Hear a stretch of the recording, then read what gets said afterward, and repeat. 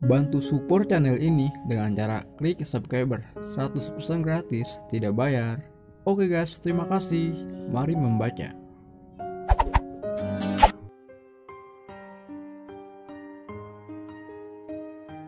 Episode 8. Setelah selesai pekerjaannya, Amara bersiap-siap dan merapikan barang-barangnya untuk pulang. Kemudian berjalan menuju ke arah parkiran untuk mengemudikan mobilnya untuk menuju pulang. Setelah 45 menit mengemudikan mobil, akhirnya Amara sampai di rumah dan langsung disambut dengan malaikat kecilnya yang mampu menghilangkan kelelahan setelah seharian bekerja. Terlihat anak kecil berlari dengan langkahnya yang sangat hati-hati untuk menyambut kedatangan sang mama. Mama, teriak Repan sambil merentangkan kedua tangannya. Sayang mama, ucap Amara lalu menciumi pipi Repan yang mengemaskan dengan penuh kasih sayang. Mama, geli, kata Repan tertawa geli karena Amara menciumi pipinya.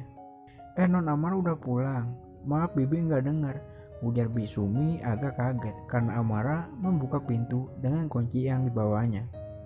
Gak apa-apa Bi, oh ya Bi, gimana hari ini? Apa dia sangat merepotkan Bibi? Tanya Amara sambil terus mengusap lembut kepala Repan. Enggak konon, dan Repan anak yang penurut dan sangat sabar, jawab Bisumi dengan tersenyum penuh kasih sayang pada anak asuhnya. Syukurlah Bi, aku bersih-bersih dulu ya. Setelahnya Bibi boleh pulang, titip Repan sebentar ya Bi, ujar Amara sambil berlalu ke kamarnya dan langsung masuk ke kamar mandi. 15 menit waktu yang digunakan Amara untuk membersihkan diri setelah seharian bekerja dan perjalanan yang macet. Setelah itu Amara kembali keluar kamar dan bergabung kembali dengan Repan untuk menemani putranya bermain karena waktu kebersamaan mereka siang hari tidak ada. Ketika Bisumi telah pulang, matahari pun perlahan meredupkan sinarnya dan berganti dengan sinar bulan. Kemudian Amara ke dapur untuk menyiapkan makan malam mereka. Begitulah setiap hari ketika Bisumi sudah pulang, tinggal mereka berdua menghabiskan malam dengan berbagai kegiatan sebelum tidur, layaknya ibu dan anak yang tidak mempunyai kasih sayang seorang suami. Setelah selesai makan malam, Repan dan Amara masuk ke kamar. Kemudian Repan mengambil buku cerita yang selalu dibacakan oleh sang mama menjelang tidur. Kemudian Amara membacakan cerita untuk putranya sambil mengelus-elus punggungnya. Sambil membaca buku cerita, pikiran Amara berhamburan memikirkan nasibnya dan putranya di masa yang akan datang. Repan yang sudah terlebih dahulu tertidur membuat Amara kembali memeluk putranya dengan hangat dan penuh kasih sayang. Apa yang akan terjadi jika pria itu mengetahui kalau benihnya lahir dari rahimku? Aku tak pernah menyangka jika ternyata pria itu tinggal di Indonesia. Wajahnya tak ada garis-garis Asianya sama sekali. Apa yang harus aku lakukan jika Tuan Besar Reksa Wijaya tahu bahwa cucunya lahir dari rahimku? Ini semua kesalahanku yang terlalu kecewa dengan pengkhianatan Leon, orang yang tidak pantas aku ingat-ingat lagi. Batin Amara terus bergejolak jika mengingat bahwa ayah dari putranya adalah anak dari pemilik perusahaan tempat dia bekerja. Bahkan sekarang sudah menjabat menggantikan posisi ayahnya sebagai direktur utama. Karena kelelahan setelah seharian bekerja, akhirnya Amara pun tertidur menyusul Repan dan berharap semoga hari esok lebih baik dari hari sebelumnya. Di pagi hari, sebelum matahari menyinari bumi, Amara sudah terbangun dari tidurnya untuk melakukan aktivitas seperti biasanya, membersihkan diri dan menyiapkan sarapan untuknya dan putranya. Setelah beberapa menit kemudian, terdengar bunyi bel yang diyakini Amara Bisumi, karena hanya memang Bisumilah yang selalu datang sepagi ini. Sayang, mama berangkat kerja dulu ya. Ingat, jangan merepotkan Bisumi, kata Amara mengingatkan Repan. Iya ma, ucap Repan singkat seperti kurang bersemangat yang selalu ditinggal mamanya setiap hari. Amara pun paham dengan perasaan Repan yang selalu ditinggalnya. Sebenarnya Repan ingin selalu dijaga dengan ibunya, layaknya seorang ibu pada umumnya. Tapi di sisi lain, Repan mengerti bahwa ibunya lah seorang diri yang mencari uang untuknya. Amara terdiam memandangi Repan, hatinya sangat teriris melihat anak sekecil itu seakan paham dengan keadaannya yang hanya hidup berdua saja, tak ada sosok seorang ayah. Sayang, nanti kalau mama libur kerja kita jalan-jalan yuk, ajak Bisumi juga, dan beli mainan yang banyak untuk Repan, ucap Amara memberi kabar gembira. Beneran mah? Ore, kita jalan-jalan. Repan akan punya mainan banyak. Asik, ucap Repan berteriak kegirangan sambil mengangkat tangannya. Bisumi hanya tersenyum melihat pembicaraan keduanya. Kemudian Amara memeluk dan mencium pipi Repan dengan penuh kasih sayang. Kalau gitu mau berangkat dulu ya sayang, kata Amara sambil mengusap-usap kepala Repan. Iya mah, ucap Repan tersenyum senang. Bi, aku berangkat ya, titip Repan. Kalau ada apa-apa, Bibi telepon aja. Baik non, ucap Bisumi sambil tersenyum. Dadah mama, ucap Repan sambil melambaikan tangannya. Dadah sayang, jangan nakal ya, lanjut Amara sebelum menghilang dari balik pintu. Karena Amara yang saat itu berfokus kepada Repan, akhirnya Amara lupa tak memakai jas seragam kantornya. Kemudian Amara mengemudikan mobilnya dan berlalu lalang dengan pengendara lain di jalan. Karena perjalanan di pagi hari yang belum macet membuat perjalanan Amara singkat. Dan kini sudah di parkiran perusahaan berada. Setelah Amara mematikan mesin mobil, Amara baru menyadari bahwa dia tak membawa jas seragam kantornya. Saking fokusnya kepada Repan tadi, seperti dihipnotis. Di mana jasku? Ucap Amara bertanya-tanya kepada dirinya sendiri dan mencari di sekeliling mobil. Aduh, lupa aku bawa tadi. Tapi gak apa-apa lah, kan masih ada di kursi ruanganku. Lanjut Amara dengan santainya. Kini Amara hanya memakai celana panjang hitam dan baju kemeja yang biasa saja karena niatnya untuk dalaman jas yang lupa dibawanya tadi. Tak layak seperti seorang manajer. Kemudian Amara turun dari mobil dan berjalan berbarengan dengan pegawai lainnya menuju lobi. Pagi bu, pagi bu, sapa beberapa karyawan sambil berjalan pelan menghormati Amara sebagai atasannya. Amara pun membalas sapaan mereka dengan berucap pagi diiringi dengan senyuman manisnya. Ketika sampai di lobi kantor, tiba-tiba pandangan matanya tertuju pada seorang pria dan seorang wanita yang membuatnya mengingat kembali pengkhianatan. Amara hanya menarik napas panjang, melanjutkan langkahnya dengan berpura-pura tidak melihat Leon dan Bella. Sepasang manusia ini seolah tak ada puasnya, melukai perasaan Amara. Kenapa dunia ini sangat sempit hingga dipertemukan kembali dengan sepasang manusia ini, ucap Amara dalam hati. Amara Putih Astalina, wah gak nyangka ya, ternyata bisa juga bekerja di perusahaan sebesar ini, kata Leon dengan tatapan sinis. Ya, seperti yang kalian lihat, ucap Amara dingin. Alah, paling juga cleaning service, lihat aja sayang penampilannya, ucap Bella tertawa. Sayang, jangan buang-buang waktu berbicara dengannya, lebih baik kita segera ke ruangan HRD, lanjut Bella dengan manja dan menatap Amara tak suka. Leon dan Bella adalah pelamar kerja untuk mengisi kedudukan sebagai marketing yang sudah dipanggil beberapa hari yang lalu, dan hari ini hari wawancara mereka. Maaf, saya harus segera bekerja, ujar Amara dingin tanpa ekspresi sedikit pun, kemudian berlalu tanpa melihat ke arah pasangan yang selalu ingin membuatnya terpuruk. Entah dosa apa yang telah kuperbuat di masa lalu sehingga hidupku seperti ini. Rasanya hari-hariku selalu dipenuhi dengan kejutan. Batin Amara terus berjalan menuju ruangan kerjanya. Setelah beberapa menit kemudian, di ruang Anda memeriksa lamaran yang dibawa Leon dan Bella dengan sangat teliti.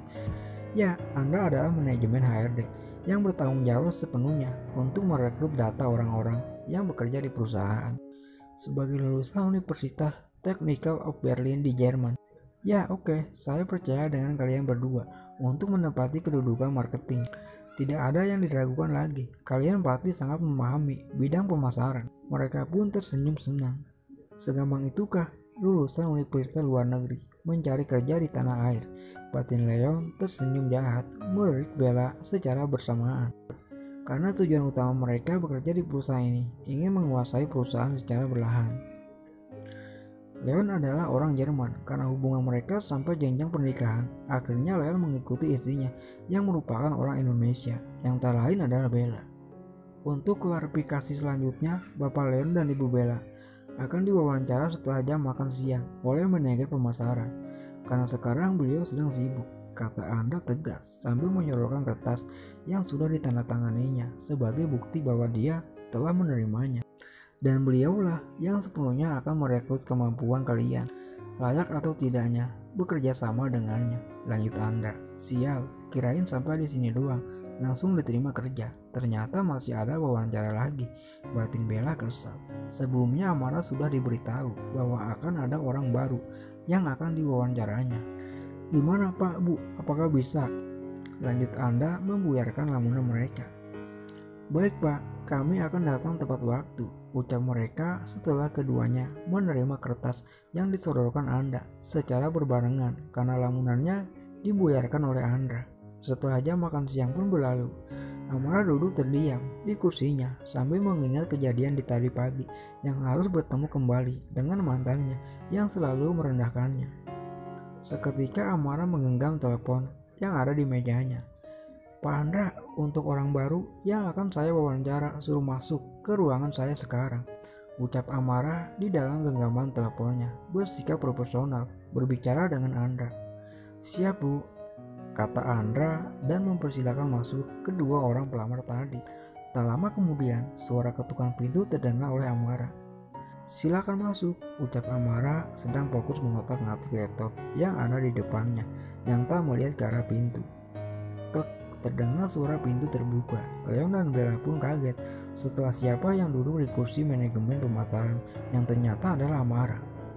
Amara, ucap Leon dalam hati dengan detak jantung yang tak karuan sambil berjalan mendekat dengan muka yang tertunduk malu dengan ucapannya di pagi tadi. Silakan duduk, kata Amara yang masih fokus menatap laptopnya.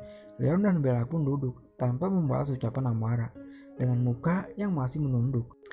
Bahkan Bella badannya bergetar hebat, saking malunya hampir pipis di celana. Ternyata kalian, ucap Amara kaget setelah membandingkan badannya. Ternyata kamu yang menempati posisi manajer pemasaran di perusahaan ini, ucap Leon dengan rasa malunya. Bella hanya terdiam, tak mengeluarkan kata-kata sedikit pun. Ya, seperti yang kalian lihat, kata Amara dingin. Mana kertas yang diberikan dari manajemen HRD? Lanjut Amara mempertanyakan. Kemudian dengan rasa malu yang amat dalam, kedua orang itu menyodorkan kertas yang dibawanya. Amara pun membaca sebagian kertas yang mereka berikan. Bapak Leon Agra Binata dan Ibu Bella Oliviana, pelamar kerja yang akan menduduki sebagai marketing di perusahaan Reksa Wijaya Group dari lulusan universitas tersebut. Bangga ya kalian sebagai lulusan universitas tersebut dan akan menduduki sebagai marketing di perusahaan Reksa Wijaya Group. Sampai-sampai menghinaku, kata Amara dengan tatapan dingin. Maafkan kami Amara, kami belum sempat Bella bicara sepenuhnya. Amara sudah memotongnya. Ya, kalian belum tahu kalau saya lah yang menduduki posisi sebagai manajer pemasaran di perusahaan ini. Memangnya kalau saya sebagai cleaning service, kalian bisa seenaknya menghina aku, lanjut Amara dengan sikap dinginnya. Maafkan kami Amara, bukan seperti itu maksud kami, ucap Bella merasa bersalah. Sebagai atasan, Amara tetap profesional dalam bekerja dan akan mewawancara mereka. Setelah beberapa menit berlalu, wawancara pun dimulai. Amara memberikan 2 pertanyaan kepada mereka. Menurut kamu, apa keterampilan penting untuk berkarir dalam pemasaran? Ucap pertanyaan Amara. Leon pun menjawabnya. Saya pikir keterampilan berkomunikasi itu penting dan bisa memahami klien, mempresentasikan ide dan konsepnya, jawab Leon. Jawab Bella. Keterampilan bekerja secara teratur dan bersikap proaktif, mencoba mengantisipasi kebutuhan klien. Pertanyaan Amara yang kedua. Keterampilan apa dalam pemasaran hingga klien Anda bisa mempercayai Anda? Apakah Anda bisa jujur dan terbuka ketika menggait hati klien?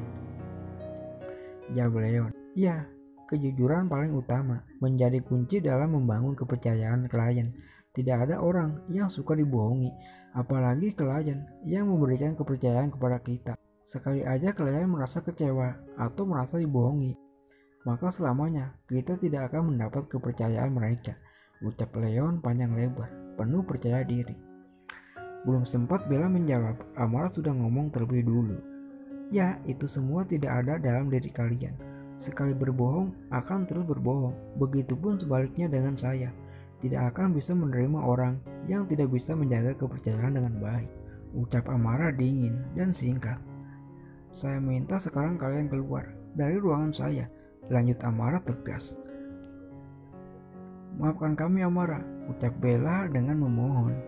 Ya, saya sudah memaafkan kalian. Sekarang keluar, ucap Amara tegas dengan tatapan dinginnya. Secara fisik Amara memaafkannya, tapi hatinya tak bisa menerimanya setelah mengingat kejadian di pagi tadi yang harus bertemu kembali dengan mantan yang selalu meremehkan dirinya. Seperti inilah nasib orang yang bersekolah hanya mengandalkan beasiswa, selalu diremehkan dan dipandang sebelah mata. Rasanya aku tak akan sanggup jika harus selalu bertemu dengan mereka. Bukan karena aku masih menyintainya, bahkan aku sangat membencinya setelah melihat pengkhianatan yang dia lakukan 37 tahun yang lalu. Sehingga aku harus melahirkan benih orang yang tak aku kenal.